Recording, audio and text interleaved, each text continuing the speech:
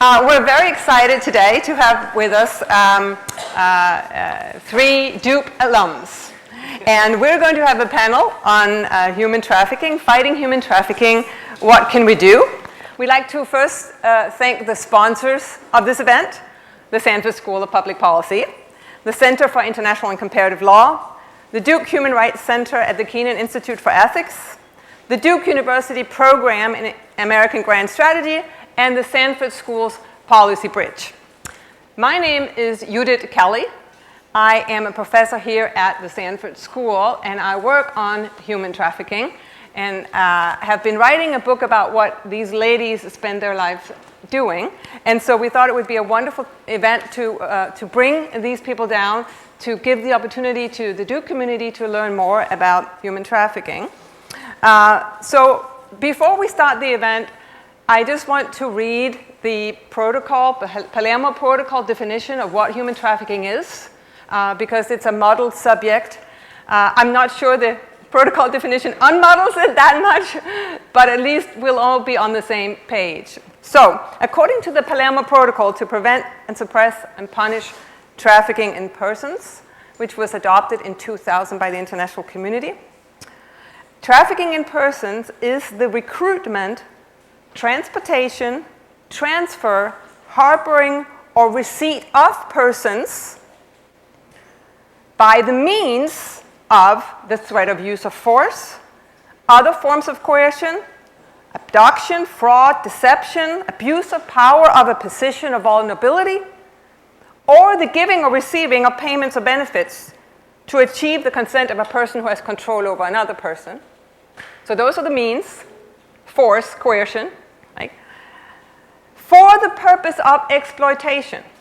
Exploitation shall include, at a minimum, the exploitation of the prostitution of others or other forms of sexual exploitation, forced labor, slavery or practices similar to slavery, servitude, or the removal of organs.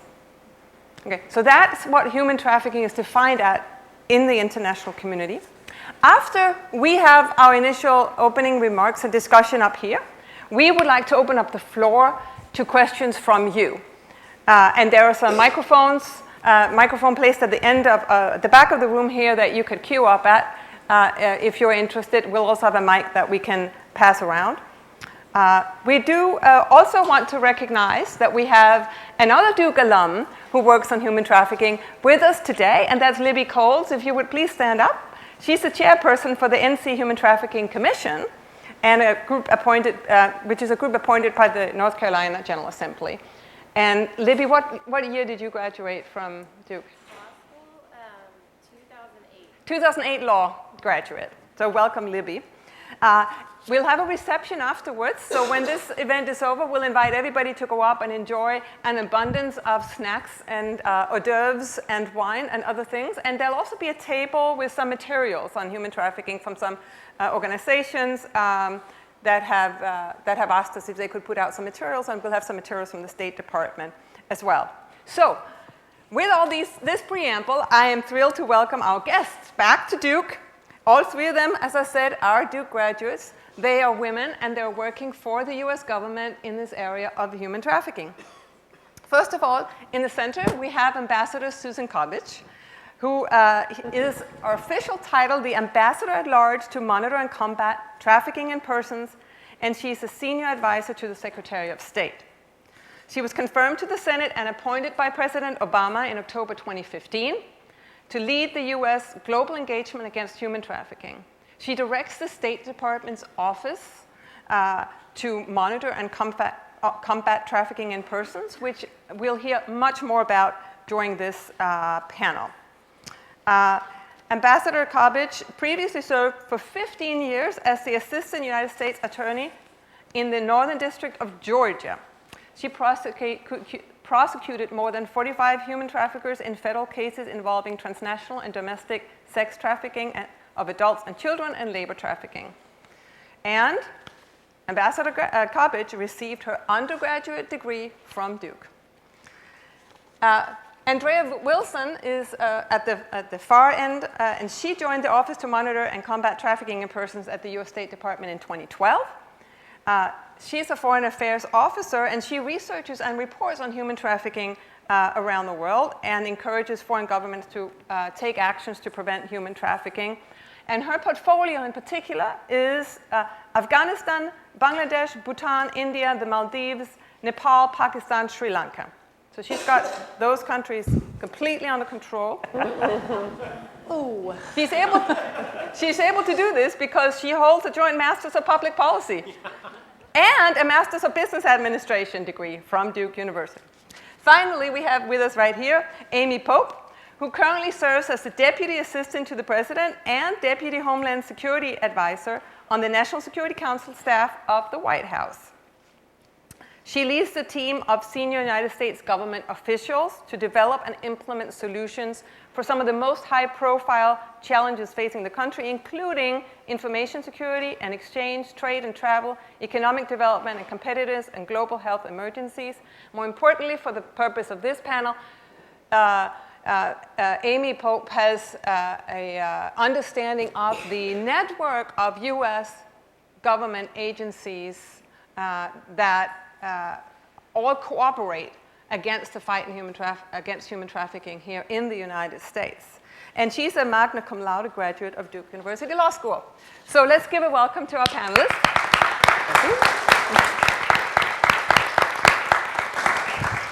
So while people are sitting there and forming their questions, these panelists are, these ladies are each going to give a few remarks about their portfolio and about a topic that they would like to say a little bit about. So about 5 to 7 minutes each. I don't know, did we agree on an order?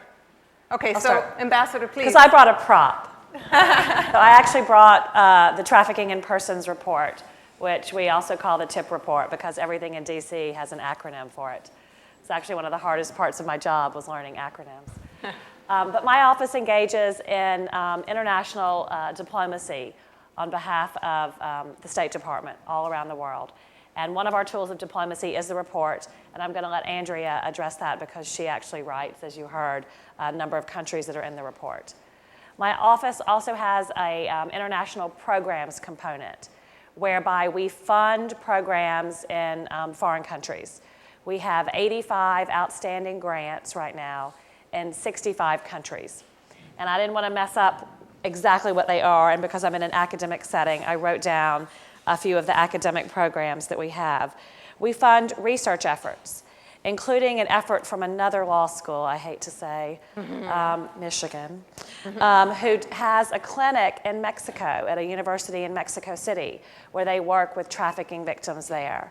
We also have funded in the past research from medical schools to look at certain problems and how global health crisis can lead to migration and aspects of vulnerability. We also have projects that we fund through non-governmental organizations, and one of the ones I'm most proud of happened in the Philippines. For 10 years, my office funded an organization that worked on enhancing rule of law, teaching police how to investigate cases in the Philippines, teaching prosecutors how to bring trafficking cases.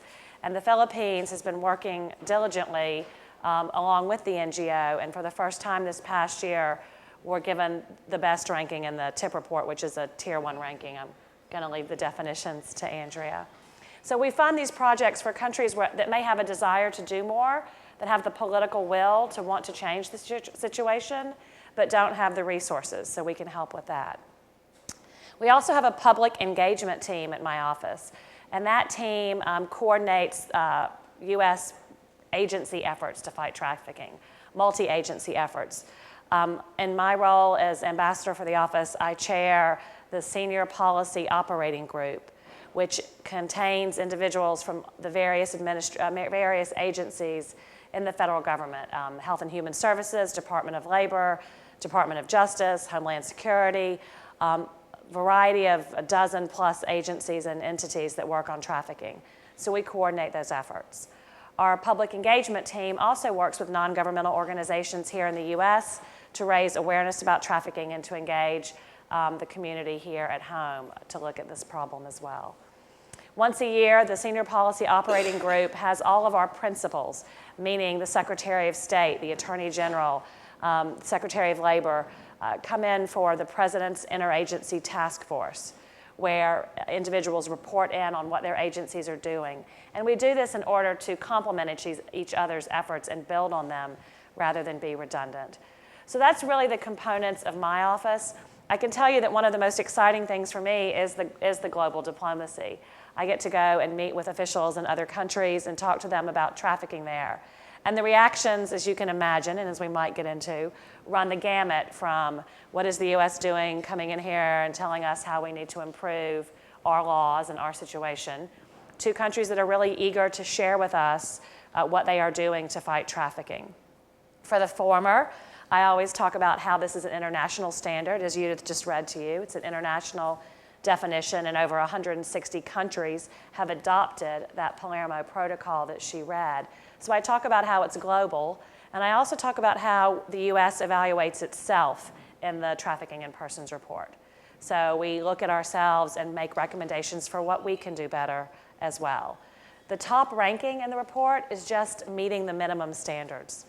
So there's a lot more room for growth, even if you are receiving the best ranking in the report. For the countries that are really eager to share with us what they're doing and to tell us, we go behind the words a little bit, and we have people like Andrea who make sure that what's happening on the ground is what they're telling us in these bilateral meetings.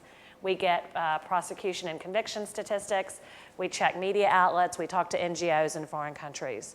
So that's really the full scope of what my office is engaged in as a brief opening. Thank you so much, Ambassador.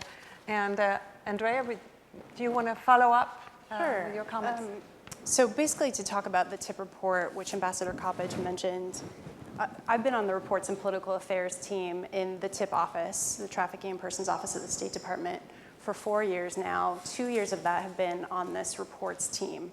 What that functionally means is that I research, draft, and disseminate this objective analysis primarily through this TIP report, this large document you see, also available online, so you don't need to hurt yourself carrying this out, and really look at what, in my case, South Asian governments are doing to meet minimum standards to combat trafficking.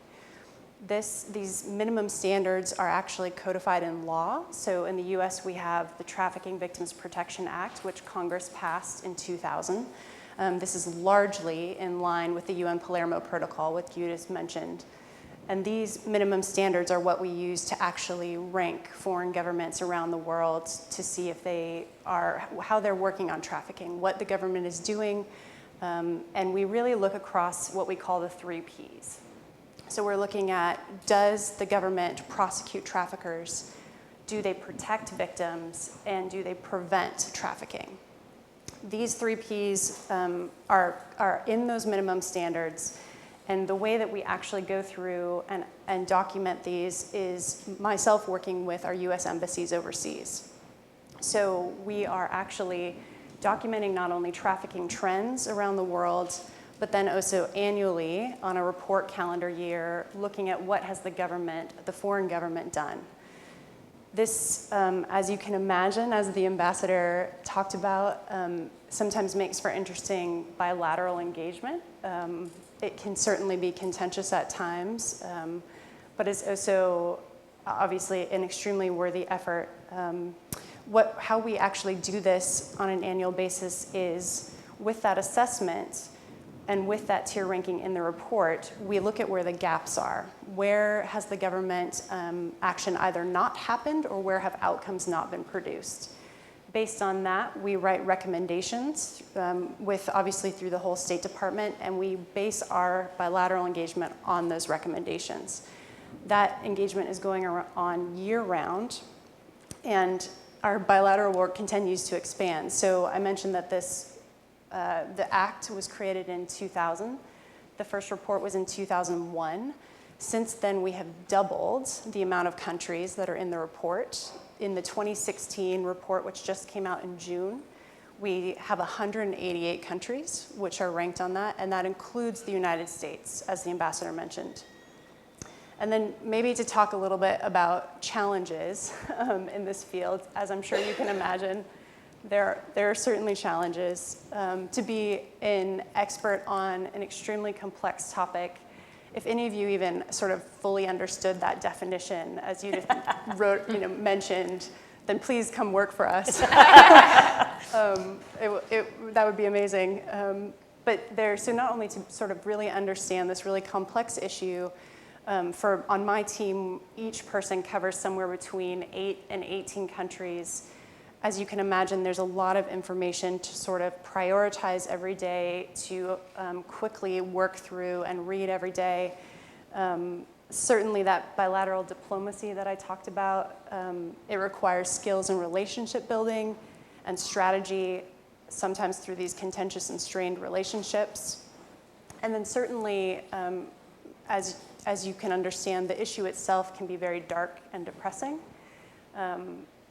But that doesn't mean that there isn't hope. It just means that I think all of us that work on this issue really carry both a passion and a burden. And then finally, to sort of end more on an uplifting note, I think I would say that the TIP report, while certainly controversial, it really reflects the US government's commitment to global leadership on this issue. And the report itself has certainly advanced public understanding of human trafficking and really has pushed and influenced governments to take action.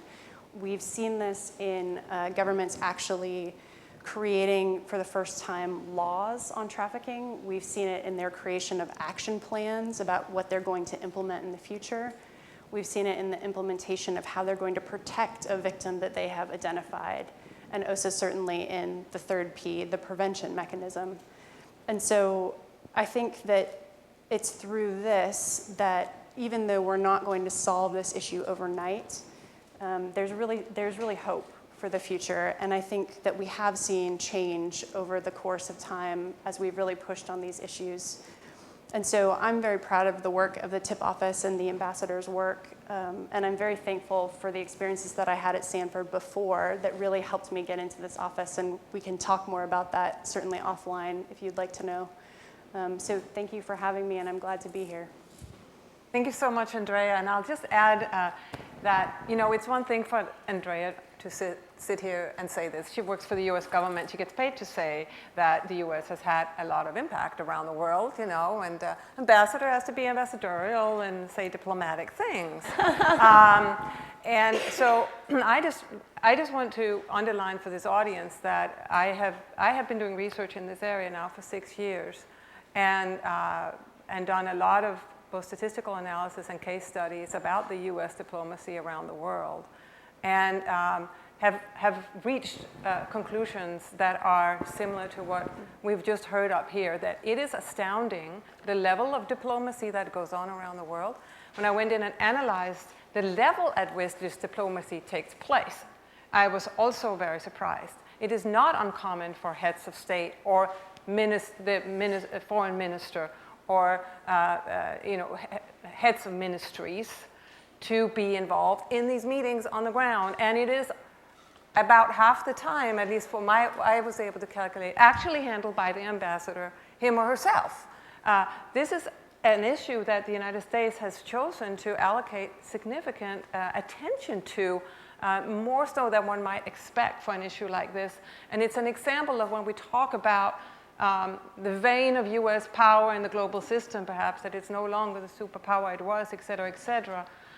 There's a lot of this type of diplomacy that sort of goes under the radar, where there's still a surprising amount of diplomacy and influence going on. So I just wanted to add that kind of, shall we say, academic voice to it, which is why we thought it was worth bringing these people down here. So let me turn it over now to Amy or Ms. Pope. I'm sorry, I feel so familiar with these people, to share a little bit more about the broader activities inside the United States. So thank you first for inviting us all down here for this very important conversation, and for those of you who are spending your evening here talking about it with us. It's an issue I care very passionately about. Just to give you a little bit of background, I serve as the President's Deputy Homeland Security Advisor. My primary job is to bring together all of the different departments and agencies on a range of issues that impacts the United States. So some days I'm working on migration, some days I'm working on Zika and Ebola, some days I'm working on foreign fighters. But the issue of human trafficking is one that personally I've been involved on countering for years, since the beginning of my career. Following law school, I joined the Civil Rights Division at the Justice Department, where I serve as a prosecutor of human trafficking cases, that's actually where I met Susan. We had a very colorful defendant in one particular case, which you may hear more about later. And then went from prosecuting cases to the Senate Judiciary Committee, where I worked for Senator Dianne Feinstein and played a key role in the reauthorization of the Trafficking Victims Protection Act. And then went back to the Justice Department to do criminal policy, where one of the key efforts that I worked on was working with Mexico on countering human trafficking, and we've had some real successes with Mexico. So I took all of that experience with me when I went to the White House. And it's not because of my presence there, but really because of the President's commitment to the issue that I've found an opportunity to continue to advance the work that I've spent my career on. When I first joined the White House in 2012, it was not long before the President gave his speech at the Clinton Global Initiative, where he made clear that he was very focused and the administration was going to be very focused on countering human trafficking. And what he brought to the table and what we have tried to advance through our policy initiatives are a host of different things, and I'll just kind of run through them. The first is that there is a role for every single federal agency in the fight against trafficking. As Ambassador Coppedge told you, it's basically enshrined in statute that there will be this meeting of principles on human trafficking. But I can tell you the difference in tone as folks sit around the table now versus before there was this high level attention being paid to the issue is fairly significant. So the President has made clear, one, we host the meeting of the principals at the White House, and that's symbolic in some ways, but to make clear that this is an issue that we really care about and that we want a high level of attention paid to. Second, it's also really making clear to our federal law enforcement partners, to the intelligence community, as well as the Department of Labor, the Department of Transportation, the Department of Education, that we all have a role to play. And I think you may have seen some of the efforts that have come out of that. Things like the Department of Transportation providing training to flight attendants so that they can identify the signs of trafficking.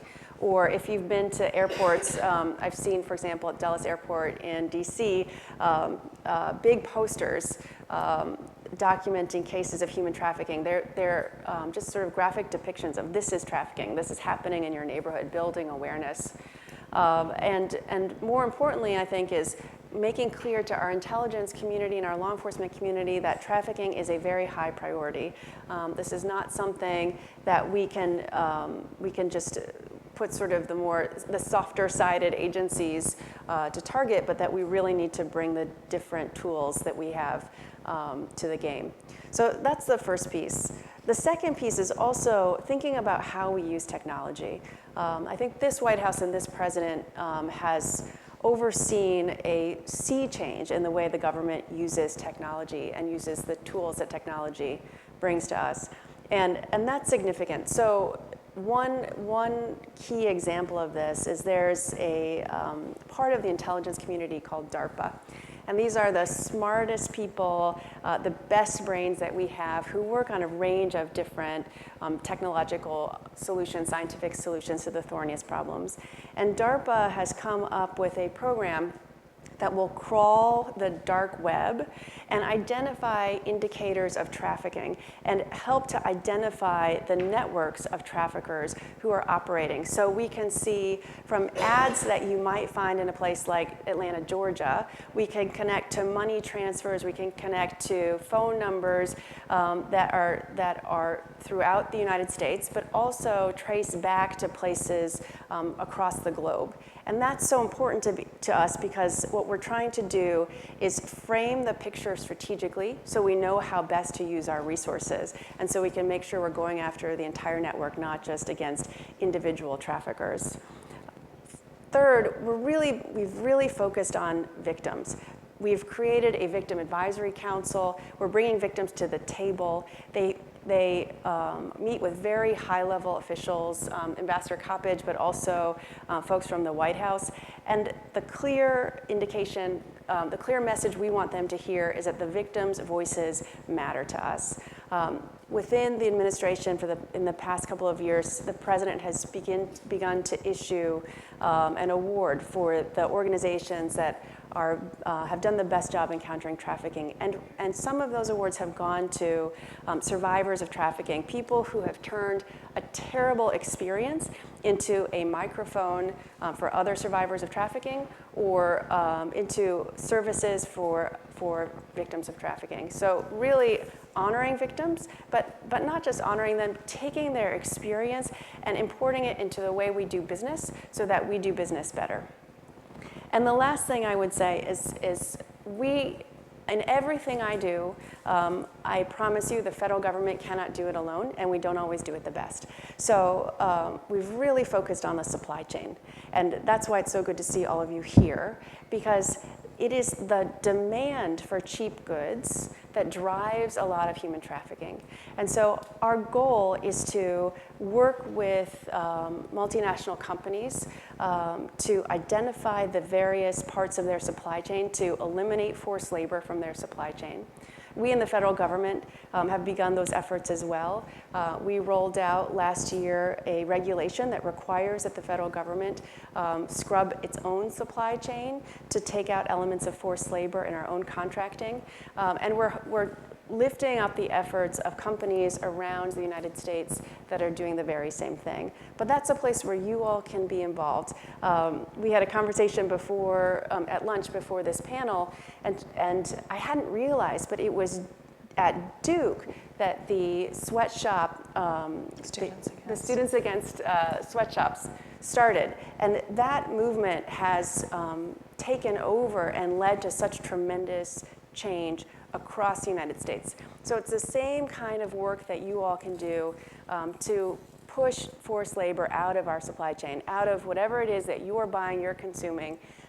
We can't do it alone. We're going to use our diplomatic tools, we're going to use our law enforcement tools, we're going to use our intelligence community, but we cannot change the way people do business if there's still a demand for cheap goods that's fueled by forced labor.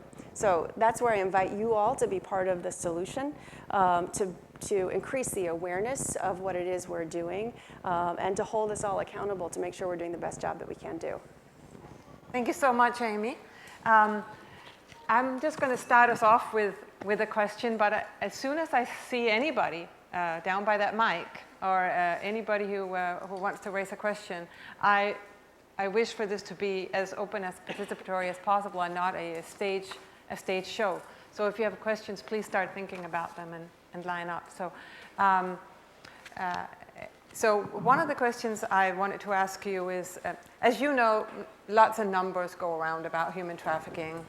And I should say, whatever numbers you hear, they're big, but don't really believe the numbers, because the numbers are estimates, they're inaccurate, whatever. What we do know is that we have a problem, we have a big problem, and that's about as accurate as we can get. In the light of that, the 2016 Human Trafficking Report starts out by saying, if there's a single theme to this year's Trafficking in Persons Report, it is the conviction that there's nothing inevitable about trafficking in human beings. It is not a problem we have to live with, the report goes on to say. So I wanted to ask you, how much do you believe that's an attainable goal, that we can essentially eradicate this problem? Or if not, what does success look like in the United States? What's the success look like for the TIP office globally? What is it we're trying to accomplish? In the United States, we have laws on the book that make it illegal to murder people, but that doesn't mean we think we're going to eradicate murder. So I don't know who wants to speak to that question, but, and then we'll go straight to the floor after that. Well, I think it's certainly something that can be dramatically reduced. And we do have laws that prevent people from committing crimes, and potentially the criminal element would never stop doing this. But if we raise awareness of individuals who may be inadvertently supporting trafficking, if we make the cost of being a trafficker too high to bear, because it's a crime of economic opportunity. Someone's making a lot of money off of other people. And if the benefits of making that money are outweighed by the cost, whether that's jail time. We also have seizure laws in the US that take away property that may have been obtained through trafficking proceeds. So I think that the law enforcement perspective has to step in, and the awareness preventative perspective has to step in to help eradicate the crime. I think one nice thing about the trafficking report is that governments are rated not ultimately on the outcome per se, but on how much they're making efforts, right? So I think that's an important distinction. So we're not measuring the scope of the problem in any one place. We're measuring what the government is doing to combat it. Mm-hmm. So. Mm-hmm. In the United States, Amy, what do you think about the ability of us to clamp down on this problem? Even in this year's report, we see comments that there's some state and local law enforcement officials that really don't quite still get the definition. We see that there's some state and local entities that are not providing the data that they ought to be providing. And yet we're banging other countries over the head saying, you got to give us the data and you got to get the definition right. So is that because we're not pouring, we need more resources or more efforts poured into this? Or what is it why are we still facing these issues right here in the United States? So I think there are a couple of different ways to look at it. At the micro level, I think the U.S. still has a lot of work to do to educate folks in every city, in every community, about the issue of trafficking. I don't think it's clear to everyone. People think about, oh, that happens over there, and they haven't internalized how it can happen here. But as someone who's prosecuted a number of cases, and Ambassador Coppedge has done this as well, we see instances where it happens all over the place, and it doesn't always look exactly as you'd expect it to look. So making sure that we have people educated about it and ensuring that it receives the kind of prioritization that it needs to. So we've done that within the federal government, but often with a lot of crimes, it's going to be state and locals who first encounter a victim of trafficking. And so if the state and locals don't know what to look for, as it won't be enough for us to make sure the federal law enforcement force is educated. But the second piece, and this one is much, much bigger, it goes to the point I made in the opening, which is how we as consumers fuel trafficking. And if you look globally, the US does not have the same kind of trafficking problem as places around the world, but our demand can fuel the kind of trafficking around the world. And so having, ensuring that folks in the United States are informed consumers, that they're getting the information that they want, that they demand that companies look into their supply chain and verify where the various component parts are coming together. That's the way that we're going to drive change, and that's the way we're going to drive really meaningful change, because we can do a lot with educating our law enforcement here, educating our communities here. All of that's important, but globally it's not going to change until we change the way we do business. Thank you so much, Amy. I think this, one other did you thing want to jump add in? Yeah. On the report, so I think the statement that was printed in the report, we stand by, that we, when you're looking at human rights, you want them to be in place and you want them to be fully honored. And so we certainly stand by that statement that the goal is eradication. However, I would also point out that in the actual law and in the minimum standards, when we are actually looking at countries year to year, one of the minimum standards is called appreciable progress, which essentially means that even for a country to stay the tier ranking they were, a tier 1 or a tier 2 or a tier 3, well, not tier 3, a tier 1 or a tier 2, essentially they still have to have some improvement. They can't just sort of rest on their laurels And this is essentially pointing to the fact that Congress essentially said, we know this is a huge problem. We know that this is not going to go away overnight, and so we have to make that very incremental annual progress on this. Thank you so much. I think this is a good point at which to invite Libby Coles to also say something from the North Carolina perspective, since she has that, and then we'll go to the questions in the back. Thank you. Thank you so much for having me tonight. And I want to thank each of you for sharing your expertise and vision with us tonight, and just for all the ways your efforts to combat human trafficking globally and nationally strengthen our efforts to combat human trafficking here in North Carolina. It is my honor to chair the State Human Trafficking Commission, and we are the public entity charged with leading anti-trafficking efforts here in the state of North Carolina. We're housed in DOJ and staffed by DOJ, state DOJ, North Carolina DOJ. And I am also an attorney, a Duke Law grad, and founded a nonprofit that provides legal services to protect children and help survivors of human trafficking and other traumas rebuild their lives, and also engage in advocacy to amplify the survivors' voices towards systemic change. So it is my honor and privilege to interact with survivors of human trafficking on a regular basis, and they are some of my heroes. I look up to them in many ways. So Libby, I'm just be clear, so we have human trafficking right here in North Carolina? We have human trafficking here in North Carolina. Right here in Durham? We have it in Durham. Somebody here in Durham is currently trafficked. Yes, our first client was a young woman who was, I don't think has ever left Durham County. She's a Durham high school student, a U.S. citizen, was trafficked by her boyfriend here in Durham. And then one of our more recent clients, it's a story that you might be more familiar with. He was actually brought into the U.S. By a gang and trafficked across the U.S. in various forms of commercial sexual exploitation. Finally came on the radar through a mental health service provider who identified him as a survivor and referred him to us for legal services. So I'm happy to say he is moving forward on his path to healing and restoration, but it is a long road. And you had asked, I think, that I speak just briefly to some ways that you can get involved to combat human trafficking here in North Carolina. And the first thing that I would ask is that you take out your cell phone and input the Polaris hotline number. I'm serious. Can you pull out your cell phone? Do you have it? Okay, it's 1-888. And this number crosses all state, and I think it's going global. So wherever you are in the U.S. now and eventually overseas, if you encounter someone who you believe might be a survivor of human trafficking, call this number. It's 1-888-373-7888. 1-888-373-7888.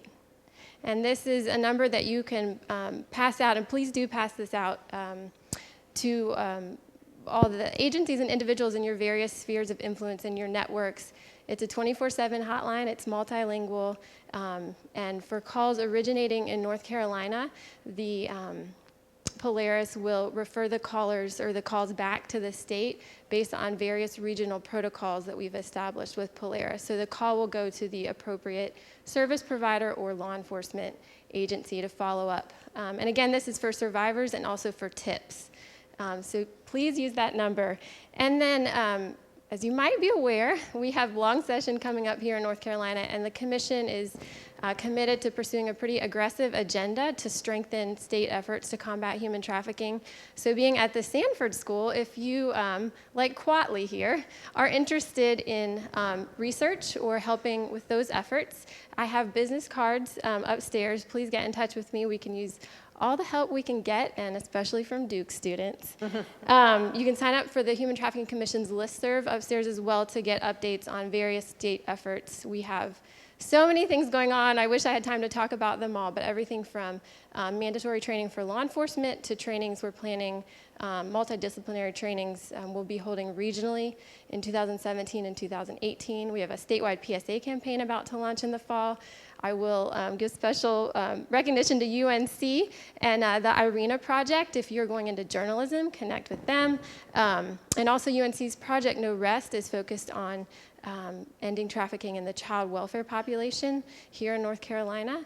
And I'll just make one final point, and that is I would really encourage you, if you are looking to go into a career where you will be engaged with at-risk youth, or any child that we as a society tend to think of as at risk, that child is at risk for human trafficking. And so please be educated, be aware, and get involved with efforts in your area to protect children. And beyond that, just as a citizen of North Carolina and the US, I would encourage you in all your personal networks as well, at your children's schools, in your places of worship, wherever you are, to pay special attention to the kids around you, especially those kids at risk, because you could be the reason that they are not trafficked. So thank you. And I'd love to talk more later. And you'll I'll be stay around upstairs. for the reception as well. Yes, So yes, and thank you again. Yeah, thank you so much. Okay, so now we're going to go to the questions from our audience, and if you would please identify yourself and state your question. Hi, my name is Jessica Van Meer, and I'm a senior public policy major, and I'm currently writing my honors thesis about sex work in Argentina and Ecuador under Judith's advisement. Oh, we've heard about you. I bragged over lunch. Thank you. Well, this summer when I was interviewing sex workers in Argentina, I heard a lot of them saying that the anti-trafficking law in Argentina had led to many of their places of work being shut down, resulting in them being forced out into the street where they face more dangers, more risks, have to stand around in the cold. And that law was contributed to by the United States. I was wondering how you think the US can balance trying to help victims of sexual exploitation with not harming sex workers. Yeah, so one of the key areas of interest for me since I have been in the office is the non-criminalization of victims. And this happened to me based on experiences I had as a prosecutor, but also our increased emphasis as a federal government on survivor voices. And so everywhere I go, in every forum I'm in, I talk about the fact that victims of trafficking should not be prosecuted for prostitution crimes, immigration crimes, petty theft, drug crimes, anything they commit, any crime they committed that they were forced, deceived, or compelled to commit. So what we are doing in raising that issue is bringing it to the attention of law enforcement. Law enforcement globally started out raiding brothels, I believe with the good intention of finding trafficking victims. The inadvertent side effect of that was that some places were closed down and some people who were not victims were penalized and locked up. So this is something that's near and dear cause to me in the office. It's just something that we keep talking about and we keep trying to, again, educate individuals who may come into contact with people who are victims of the crime. A lot of the problems for victims is that they are, whatever is overcoming their will to do this work, a lot of times it's also overcoming their will to seek help, right? They've been told that their sister back home will be hurt or that they will be hurt. They're embarrassed. A lot of times traffickers will say that we're going to tell your family what you're really doing. You know, all kinds of tools to keep them from coming forward. So it's just very hard to work and identify victims who don't want to volunteer, you know, what's been happening to them, who may have been told that law enforcement is the bad guy, who may have been told that you'll get locked up and you'll go to jail. So that's the reason that I've really been pushing the non-penalization of victims. And states in the US are doing that. New York has a vacature law that looks at removing prostitution convictions. Florida went even further and said not just prostitution convictions, any convictions that a victim of trafficking has been held accountable for. So. Jessica, do you want to follow up on that? Because I think maybe the... Yeah, I think that my question is less about victims being legally penalized, specifically because in Argentina prostitution isn't a crime, but more about what policies you think there should be surrounding sex work that can help victims of trafficking and prevent sexual exploitation without taking away what many people, primarily women, consider to be their only form of income.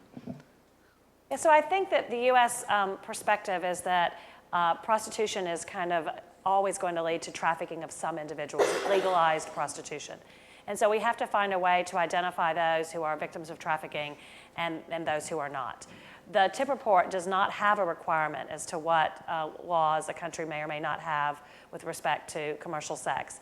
And in fact, there are experiments going on worldwide as to whether prostitution should be legal, whether it should be criminalized. There's the Nordic model that looks at whether the purchaser should be the one criminalized rather than typically the woman selling it. You know all of this. I'm really speaking to others in the room who may not as be deep into the subject as you are. So I think that there are experiments going on, policy and legal experiments, and that we as a government and that policy makers, educators, what we need to do is see in what environments the laws help decrease the risk of trafficking and the instances of trafficking.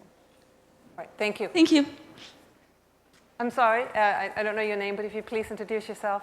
Yeah, hi, my name is Diana. I'm also a senior public policy student. I'm also writing an undergraduate thesis, and mine is on migrant and domestic workers in Jordan. I was in Jordan this summer, and I did field work with the Filipina community, and there's many thousands of women there who work as domestic workers, and many of them, not many, but well, I'm going to say many, are in situations that you probably call trafficked, so forced labor.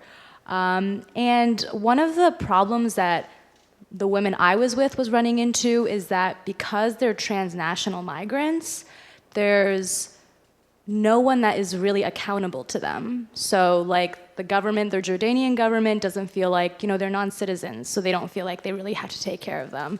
The Filipina state, they do a lot, but at the same time, it's like they're people that have left the country, and they're thousands and thousands of miles away, so it's hard to take care of them. And also there's like the employer who employs them, they don't feel like they're accountable because they signed a contract, they're allowed to do this. The agency who employed them doesn't really feel like they're accountable because maybe the laws aren't strong enough, so technically it's allowed. So it's like there's all these actors that were responsible for getting the woman in her situation, and no one feels like they are the ones who are most responsible for her, which is how transnational migrants feel in general. And so I was wondering, like, when you're kind of looking at a situation like this, do you put more emphasis on the states where the migrants are actually in, or like where, their home states, so where they came from? You want to talk about that from the prevention and the protection perspective? Sure. So this issue is something we certainly track globally. There are sending countries of which, for me, covering South Asia, a lot of those countries are sending workers to the Middle East. As far as emphasis, I think it's truly a case-by-case basis. So there are sending countries that really have no prevention or protection mechanisms in place that we really write those recommendations to say, you need to regulate your subagents. You need to, really look at information before that the potential migrant could get before they migrate, to understand what debt bondage is and to really understand what they may be committing to. And then certainly on the destination country side, we are really looking, there are recommendations in those countries where, like the kafala system, which essentially means that a person, once they are in the country, if they are not a citizen of that country in the Middle East, they need an exit visa to leave the country, and they need that by their employer. And so if their employer is essentially trafficking them, they're going to be extremely reluctant, if not just outright say, no, I'm not permitting you to exit. I'm not giving you an exit visa. A lot of time there's withholding of passports, other identity documents, and the vast majority of cases that we see where people are extremely vulnerable is domestic workers, where they are potentially the sole person in the household who is a foreigner, who does not necessarily speak the language, who does not necessarily have any access to any community outside of the house. And so as far as emphasis, it really does depend on the country, but that is certainly something that we are talking to the governments of both destination and sending countries about, and potentially even transit countries too, where there are mechanisms where these transit countries where essentially a person is leaving their home country, maybe only be in that transit country a couple of days, but they are going with the sole intention of somehow getting around potentially even their original country's implementation of guidelines, or some even A ban on travel. They'll say you can't travel to a Gulf country that we know you're likely to be trafficked in, and so they go to an intermediary country to get there. Yes, exactly. Well said. And you know, for the Gulf region in particular, because so many of the workers in those countries come from other places, we have some real strong recommendations in the report, very concrete, which is the contract should be in a language that the worker understands, that there shouldn't be this intermediary recruitment agent who takes a high fee, because that high fee is then used to hold that person in debt. So we have these really specific recommendations that we are encouraging the countries to build into their law, that workers' passports and identification documents not be held.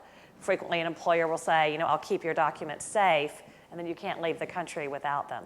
So we are starting to see some laws in the Middle East that forbid retention of worker passports and identification documents or try to clean up the recruitment system. And so we see the passage of those laws as the first step, and then our report continues to see the effectiveness of those laws and whether they're being enforced. So it's certainly something we look at both in the country where the trafficking occurs and in the countries that send workers to those places. Thank you so much. Thank you. Gunther, I think you're next. So thanks so much. My name is Gunther Peck. I teach in the policy school and also in the history department. So I'll try not to ask the history question, although that's tempting. But my question actually is more really about the present, and I took things from each of your comments that are really good provocations, but I wanted to apply them to what I see as one of the real policy failures of our trafficking effort, which is the T visa, the trafficking visa, which as you all know, or maybe you don't know, is the only undersubscribed visa in our immigration bureaucracy. I think we have 5,000 T visas a year, and I think in the 12 years we've had the T visa, or more now, 15 years, we've only had about 5,000 total migrants qualify for the T visa. So one of the problems, of course, is that there is the numbers problem. We know there are a lot of trafficking victims, and yet our own humanitarian effort is clearly falling short. So the one question is why, but instead of just asking that open-ended question, I'm really struck by this kind of at the point of consumption idea, but also I'm wondering, protecting the victims. I mean, one of the hazards they run in applying for a T visa, first of all, is that they could get deported. And so it's not really fair to ask a trafficked victim to suddenly trust in a process that has a very uncertain outcome. And so I'm wondering if we could just, in our imaginary world, brainstorm a solution that might be immunity for them in coming forward, whether or not they give good testimony to be used against their trafficker. That would be a small change that would open up, give it a safe space. The other thing is that the T visa is rarely used for labor victims. It's almost entirely for sex trafficking victims. And given the great number of labor trafficking victims, I'm wondering if there might be a way to flag that from a policymaker's perspective, to say, to encourage farm workers who are trafficked to apply. It seems like a small thing, but it's actually, its consequences are huge. It leads to skepticism that the US government is doing really good things, and I know it is. I don't doubt your sincerity or your capacity or your effectiveness for one moment. But we do have a problem with the T visa. It's kind of it's a big question mark. So I'm curious as to what thoughts you might have about how to make it work. So I'll just offer a couple. One is the conversation that we've touched on here, which is the educating of the frontline folks who are going to come in touch with victims of trafficking, and ensuring that they're appropriately identifying those people and are aware of the T visa.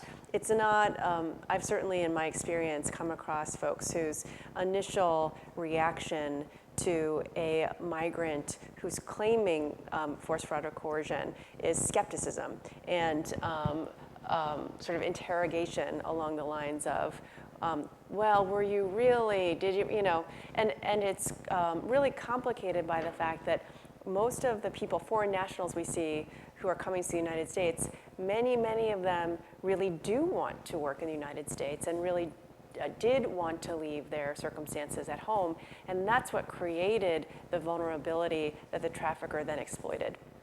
But that confluence of factors, I think, is where we've fallen short, or where we need to do more in educating law enforcement and other folks who are going to be the first line encounters of victims of trafficking. And while I think we've made tremendous strides here, there's still a lot of room to go.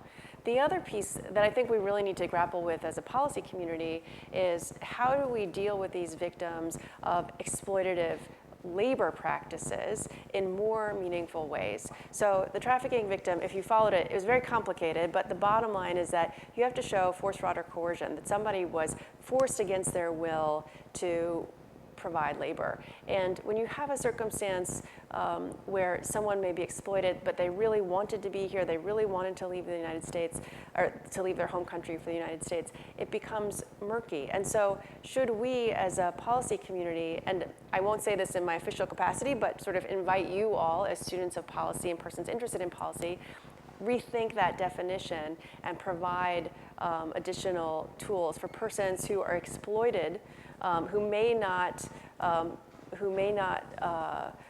fall neatly into our definition of trafficking, but deserve similar protections in order that we can really uncover the network that's pushing people into these systems. So that's not a sort of definitive answer to the question you've posed, but really a big question for all of us here who care about the issues. It's long been the case that initial consent, which is sort of similar to what you described, which is I want to leave my country, I want to go work in the United States, that the initial consent does not disqualify you from later being qualified as a victim. Right. But getting the law enforcement community to understand and appreciate that difference, I think, is really important and has been a challenge. Mm-hmm. Is there any, prosecutions and convictions have fortunately been on a upward trend, if you look over time, even in the United States. Is there any automatic, like if you are a victim in a case where somebody gets convicted of trafficking, are you then by definition offered these visas because it's obvious that you were a victim, or how does that work? In all the federal cases, you would be offered. Yeah, and it wouldn't even have to be a successful case. No. Yeah. I've had cases where witnesses and survivors didn't want to testify, and so we go ahead and process the visa paperwork and allow them to stay here, even though the case is never seen through, or even though we couldn't locate the trafficker or things like that. And just so you know, I think Amy and I probably have been responsible for over a couple dozen of those T visas that were issued, even in some labor trafficking cases. Right? Yeah, I've had some labor. So we're doing our part, and it's you as an individual, and no matter what field you go into, can make such a difference in this area. Whether it's through your community, if you're going into health policy, the administration is really training medical professionals now to help identify, because I think 1 out of 4 trafficking victims has seen a medical professional and not been able to communicate to them what the problem was. So no matter what area you go into, if you are conscientious, you can raise awareness on this and make a real impact. So. Thank you, Gunther. I think, over in the left wing over there. So my name is Caroline Jones, and I'm an intern with Project Fight. It's a case management program in Raleigh that helps to support survivors of human trafficking, both labor and sex. And I'm new, so I have a lot to learn. But we do have a booth upstairs. If you have any questions, I can try to answer them. But I have a question for you all. I'm very interested in learning more about the international sphere of anti-human trafficking. And with the TIP report, I didn't know if you had any stories of just landmark cases of countries turning it around, and what international NGOs or national NGOs that you'd like to kind of shine a light on as ones that we could look out for and do some further research on what they're doing and why it's effective at improving their score. There's so many great NGOs out there working in this area, and the TIP report, although it gets information from anyone who will share it, doesn't identify, for reasons that are kind of obvious. You don't want to get an NGO in trouble if they're giving the government of their country a black eye. We don't identify any particularly in the report. Happy to talk to you afterwards about ones that unless you have any specific ones in the countries that you cover. Certainly there are sort of large global organizations that you could easily Google. Anti-Slavery International, International Organization for Migration works on some anti-trafficking. ECPAT. But if you're looking at a specific country, I mean, many of these countries that we write about in the Trafficking in Persons report have vibrant civil societies and are really pushing their governments forward too. And so it would sort of be country specific in that sense, because there are some, certainly as there are here in North Carolina, really good local organizations that know the context on the ground. The same is true in every country. That's actually one of the things we push, is that you really need grassroots organizations. We don't want to send in all international organizations for this issue. We want the emphasis and the push to come from within a country.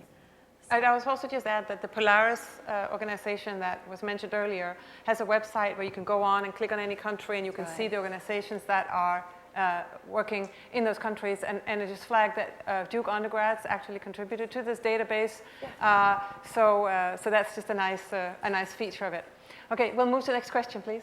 Hi, thank you so much for coming today. I was curious Could you introduce yourself, please? My name is Tiffany. I'm a second-year MPP student.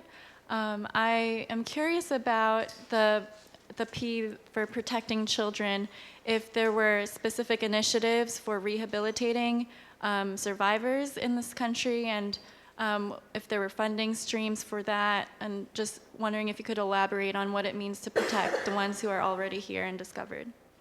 HHS? So I would say that as I said at the top, the focus on survivors has really increased over the past, over this administration. And one of the things that I find most promising is this Survivors Advisory Council, where both Ambassador Coppedge and I met with them early on. And I can tell you, one of the survivors from one of the cases that I prosecuted, she was brought here as a young girl from Cameroon and then forced to work as a domestic servant for years, denied school and beaten and suffered tremendously, is one of the people who now serves on that council and has become a really important advocate and voice for survivors, particularly of labor trafficking.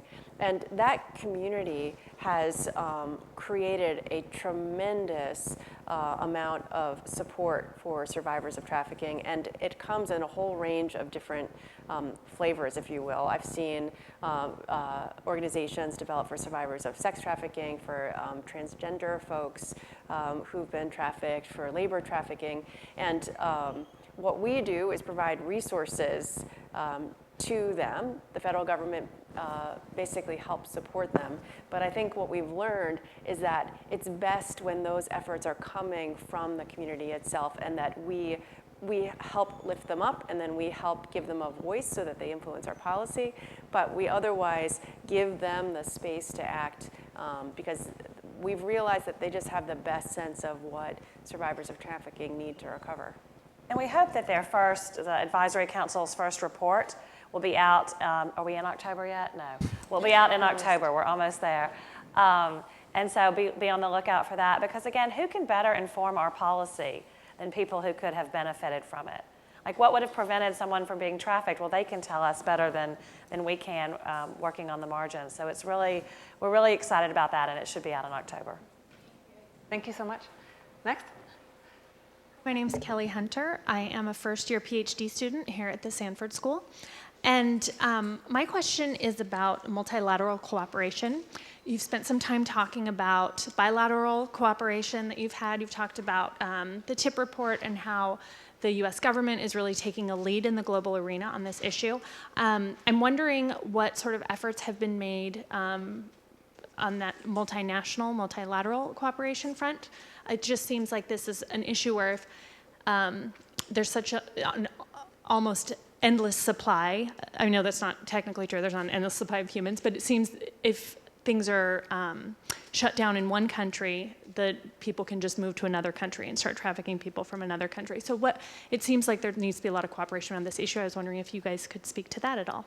Yeah, so we engage multilaterally as well. We work with the UN, we work with OSCE, We work with ASEAN. We work with a lot of different multilateral organizations. And two of the areas that multilateral organizations are most active in is the supply chain area, is trying to figure out what can governments do, what can international bodies do to really encourage businesses to look at their supply chains. As you indicated, if you close down one mine where workers are forced, there's going to be another mine that opens up. So what can we do with business, governments, with businesses to encourage them not to buy products made with slave labor from any location? So that's one area that's really active in the multilateral community. Another area that's really active comes from the migration crises that are happening all over the world, whether it's Central American crisis coming up through Mexico or the crisis from Syria going into Europe. And so we're working multilaterally to train organizations to screen for trafficking victims as part of that migration. I mean, the very things that make you vulnerable to trafficking happen when you're migrating. You're stateless, you may not have a job, you may not have resources. And so those are big pressure points for traffickers. And so what can we do multilaterally to work on that problem? Those are just two of the areas that are a real focus for my office right now. And just, if you think about just last December when the United States held the presidency of the UN Security Council, we used it as an opportunity to really focus on the question of trafficking in connection with the Syrian crisis and the migration out of Syria. And getting all of the, using that particular platform to highlight the issue and to get commitments from governments is a kind of thing that has been a high priority for this president and for his leadership. A lot of the funding that comes out of the U.S. government goes directly to multilateral organizations, the IOM, the ILO, lots of grants. I'm surprised how often I find myself reading about a project by the IOM only to find out that, it's actually funded by the U.S. Funded by the U.S. government, yeah. Thank you so much. Hi, my name is Bo Carlson. Can you hear me all right? Yeah. I'm a first-year undergraduate student, and I'm here with a class on refugees' rights and resettlement that's offered through the Keenan Institute for Ethics. And I was curious, how have your different educational backgrounds impacted which strategies you view as most successful at targeting human trafficking? I know, for instance, Ambassador Coppedge and Ms. Pope, with your background in law versus Ms. Wilson's background in public policy. So one, can I just applaud you as a first-year student for coming here and asking the question, thinking about it so thoughtfully. I will tell you, as a prosecutor, the lessons I learned as a lawyer, as a law student, have informed my policy work. So I no longer prosecute cases, but the training that I had as a lawyer has been tremendously influential. And I think the most concrete way I can describe it is that when you are a law student, sort of the traditional way you learn is a whole bunch of issues are thrown at you, and your primary job is to figure out which issues matter, which ones will change the game, right? Which ones do we need to decide now, and which ones are red herrings? And I think that training has been tremendously useful in every single policy matter I now encounter. And it's because there will be a lot of noise surrounding everything we do. And what we do as policymakers at a high level within the United States government is figure out where are we going to put our resources, what will have the most significant impact, how do I want to use the president's voice, how do I want to use other principals' voices, how do I advance the issue. And as a lawyer, it's not what you'd think of when you go to law school, but I found that training has really served me well and helped to focus my own efforts. Yeah, it's kind of like, how do you capture the hearts and minds for us originally of a jury? Yeah. Well, that same thing works when you're communicating with policymakers at high levels. I can tell you that Secretary Kerry is very galvanized by the crisis at sea in the fishing industry. That the idea of workers being held on boats out in the middle of the ocean, I mean, what could be more isolating and more to a trafficker's advantage? So that's something that really resonated with him, probably because he's been on the sea. He likes to sail. So you find those things that impact decision makers and how to present your case to them, whether it's a jury or your case to a policymaker, to have them be more impactful, I think, and to take up the issues that you think are going to matter. So. I think maybe the headline, the overarching thing that the three of us want you to walk away from here too, is that anyone can affect this problem and can really take it as your own in many different ways. So whatever educational background, I think specific to myself, I actually very much wanted to work on anti-trafficking, and I changed careers. I had been a finance manager in a nonprofit organization. I decided I wanted to work on this issue. I kind of sat around with that feeling for 3 years and then decided to kind of jump off and resign from my position.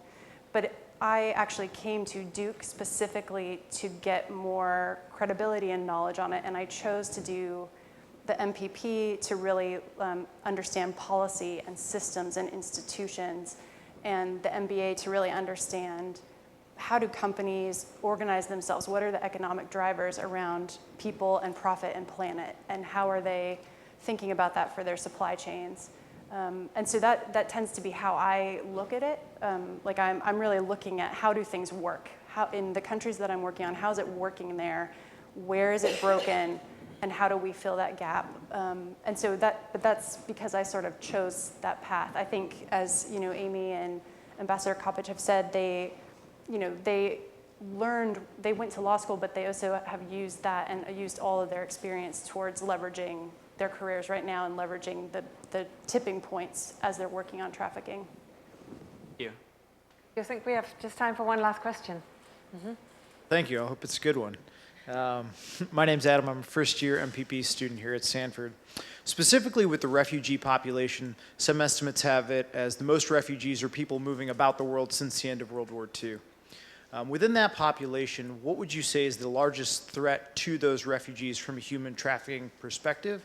And then also, is the threat larger perhaps in Southwest Asia as people are fleeing from conflict zones, or perhaps over here in the Western Hemisphere as we have more economic migrants? And maybe those are just two distinct populations that are too far apart to compare, but from your perspective, where do you see the largest threat? Well, I guess I'm going to unpack your question a little. So the threat to them of being trafficked are those indicators I talked about being stateless, about maybe migrating ahead of your family and wanting to earn money to bring them along. I mean, you're migrating for a better life, and that's what traffickers are selling, right? I can get you a better life, a better job. You just have to do this for a little while. I mean, traffickers can be forceful and violent, but they can also just be compelling salesmen, right, of the dream, whether it's the American dream for Central Americans or Mexicans, which are a lot of cases that I worked on, or whether it's the dream that Europe is going to hold more promise for you. So we really have to look at how to support communities so they don't feel the need to migrate for opportunities, I think is really important. Yeah, that has driven a lot of our strategy within the National Security Council. And I'll give you two examples, one in our hemisphere and then one in terms of the refugee crisis. In our hemisphere, one of the issues that I work on is the migration of Central Americans, which we've seen in very significant numbers over the past 2 or 3 years.